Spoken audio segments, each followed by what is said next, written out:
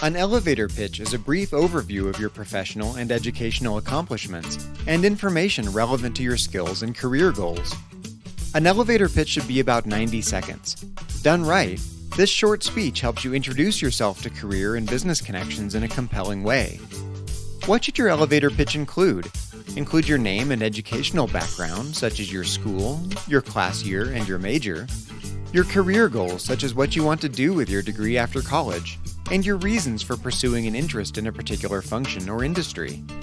Your experiences and skills that make you qualified for your target career, such as relevant campus activities, courses and internships you've completed, or research projects you've worked on.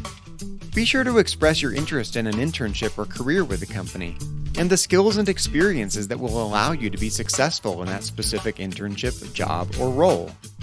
In this module, you'll get practice writing and presenting your own elevator pitch, so you'll be prepared to give your elevator pitch out in the real world. Remember to have different versions of your elevator pitch for different settings and contexts.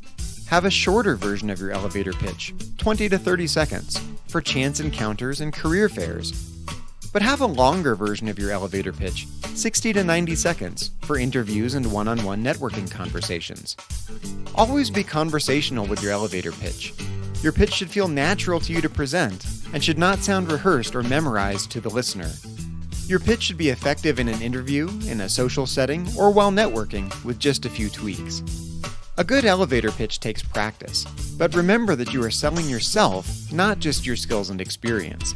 So be sure to present yourself as someone the company or your contact would want to hire and want to work with every day.